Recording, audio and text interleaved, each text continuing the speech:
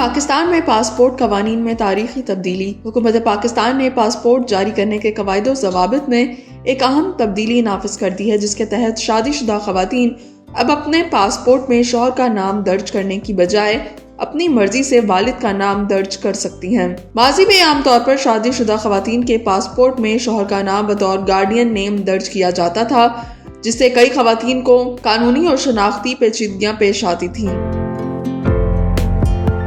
اب نئی پالیسی کے تحت اس معاملے میں صارف کی مرضی کو فوقیت دی گئی ہے، یعنی چاہے وہ شادی شدہ ہو، وہ اپنے والد کا نام اپنے پاسپورٹ میں درج کر سکتی ہے۔ یہ تبدیلی لاہور ہائی کورٹ کے احکامات اور خواتین کے حقوق کے لیے عدالتی اور سرکاری مشاورت کے تحت عمل میں لائی گئی ہے۔ پاسپورٹ ڈپارٹمنٹ اور وزارت داخلہ نے سسٹم میں ضروری سافٹ ویئر اپڈیٹس مکمل کر کے نئے قواعد نافذ کر دیے ہیں تاکہ خواتین درخواست کے وقت اپنی پسند منتخب کر سکیں۔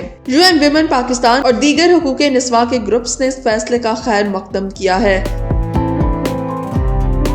اسے خواتین کی قانونی شناخت اور خود مختاری کے فروغ کی جانب ایک مثبت قدم قرار دیا گیا ہے۔ اسے ایک اہم پیش رفت بھی سمجھا جا رہا ہے کہ اب پاکستان میں شادی شدہ خواتین کو اپنے پاسپورٹ میں شوہر کا نام درج کروانا لازم نہیں رہا۔ وہ اپنی مرضی سے والد کا نام رکھ سکتی ہیں، جو ان کی شناختی دستاویزات کی آزادی میں ایک اہم پیش رفت ہے۔ اس سے قبل گزشتہ سال وفاقی حکومت نے اعلان کیا تھا کہ نئے پاسپورٹس میں والد کے ساتھ ساتھ ماں کا نام بھی لازمی درج کیا جائے گا تاکہ دستاویزات میں دونوں والدین کی شناخت نظر آئے۔ یہ اقدام بین الاقوامی معیارات اور سماجی ضروریات کے پیش نظر تجویز کیا گیا تھا۔ اعلان وفاقی حکومت اور directorate general of immigration and passports کی جانب سے کیا گیا تھا، جس کے تحت تجویز کیا گیا کہ نئے جاری ہونے والے پاسپورٹس میں والد کے نام کے ساتھ ماں کا نام بھی درج کیا جائے گا۔